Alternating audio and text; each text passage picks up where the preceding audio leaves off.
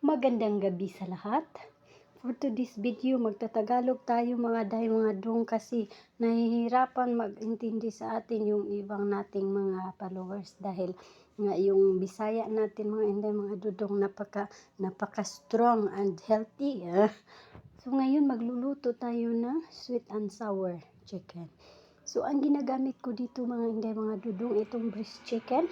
Tapos nilagyan ko lang siya ng salt and pepper. Tapos paprika, tapos egg. Tapos pagkatapos, naghihirapan man ako eh. Tapos pagkatapos nilagyan ko siya ng cornstarch. Pero mga hindi mga dudong, pwede niyong lagyan ito ng flour. Pero sa akin, uy, nilagyan ko sa niya ng cornstarch eh. Parang gusto kong yung crispy talaga mga hindi mga dudong. So, inukay-ukay ko lang yan siya dyan mga hindi mga dudong at hinayaan ng mga 1 taon dyan sa bowl. At saka samtang naghintay ako na uminit itong mantika ko ba. Tapos itong mantika ko may mga itim-itim siya pero sa nuggets din yan mga hindi mga dudong. So, hihirira kaya na mga hindi mga dudong. So, karon ato na siyang iprito sa hindi masyadong malakas na apoy ha. Sa medium lang natin yung lutuin. Baka napagod na yan. At napagod na yan. Ako hindi yan naluluto sa loob. At sa labas lang yan napapagod.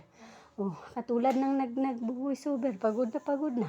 O, diba? Tapos, hintayin lang natin siyang mag-golden brown. Huwag niyong pagurin ha. At baka hindi yan makakain. Tapos, samtang naghintay tayo na maluto, may kape din tayo dyan sa gilid. Kasi init-init tayo kasi malamig man ang panahon. Hindi mga dudong no. Salamat di ay sa ako ang mga followers nga andyan palagi.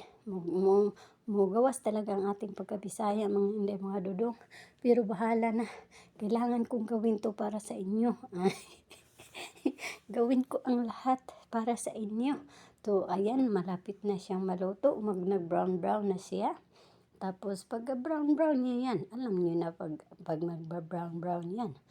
Sa side din, may magluluto din tayo ng sauce. Hindi pala magluluto o gagawa. So, sa sauce natin, gagawin lang natin. Napakasimple lang yan. Lagay lang tayo ng soya sauce na maliit. Tapos, asukal lagyan natin, tapos suka, tapos ketchup. Damihan nyo ng ketchup mga hindi mga dudong aron malami-lami talaga siya, manamis-namis, taka masour. Tapos ayan na, tapos na.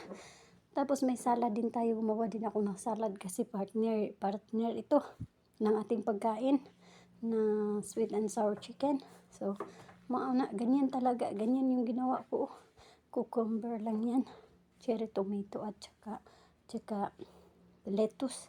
Simple lang, asin saka paminta, suka lang, lemonsito lang yan. Tapos yung karne natin mga dudong, malapit na magluto talaga kasi nag-brown na siya.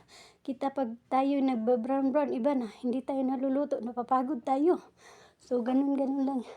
Huwag niyong hayaang mapagod. Atin yung ukay-ukayin mga hindi mga dudong, ukay-ukayin lang. Diba pagkatapos naluto na yan mga hindi mga dudong, isit aside na natin yan. Diyan sa gilid-gilid. Tikman pa natin yan. Kung matuno, maano ba talaga, yung crispy ba talaga. Tapos yung niya, laman niya, kung lutong-luto, taka yung asin, kumusta ang nilagay natin. Okay naman, sabi ko, yummy. Tapos mga hindi mga dudong, dito sa isa banda ito, naghihiwa ako ng sibuyas na unlimited.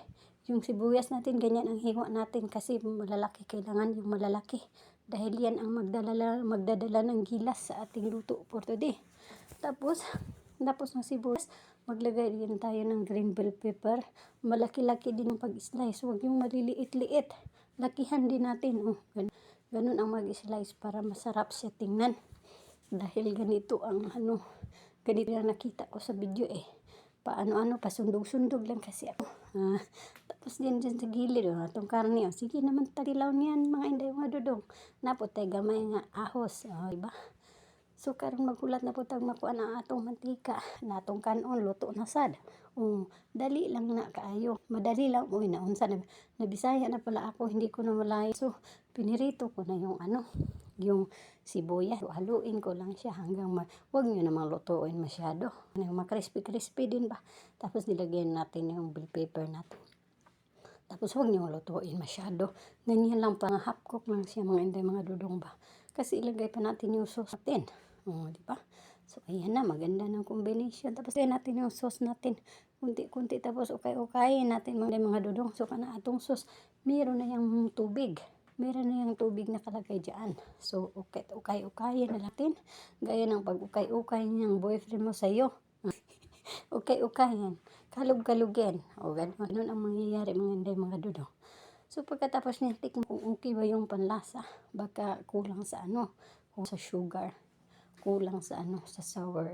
Dapat sweet and sour. Maramdaman mo yung sweet. Maramdaman mo din yung sour. Wag lang yung sour lang palagi.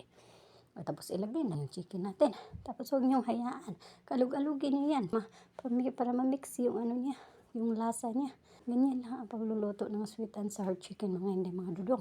So pag gusto niyo magluto, gayahin nyo lang pagluto ko na talagang mapayami talaga yung mga amo nyo mga dudong.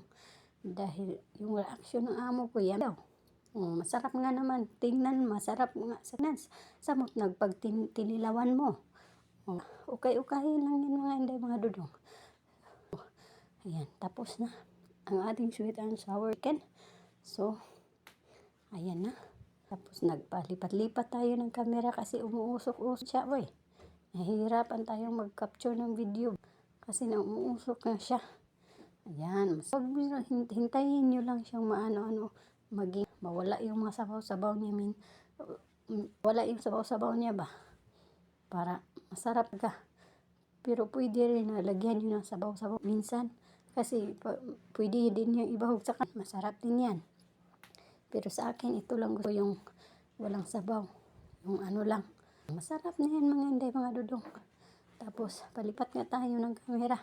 Grabe naman itong usok. Nagsunod man sa atin. Hindi naman siya napapagod. At ako napapagod na kababalik-balik. Bahala kaming mapaguran dyan. Tapos, na siya. Malapit na siyang maluto. Hintayin lang din na maluto talaga yung talaga ng karne natin yung yung ba yan mga inday mga dudong, yung natin. Ayan. Tapos hayo'y din dito, nag-voice over din dito. Meron din tayong sinima-sima. Pero usahay, magkalib naman tayo kung magyaw-yaw bata o magkayo. So mga inday mga dudong, inaani talaga pahiya. Di na talaga natin maiwasan magkaisod-lisod. Pero kailangan natin para sa ating ikabubuting lahat. Ayan na, tapos na. Diba? Sarap tingnan.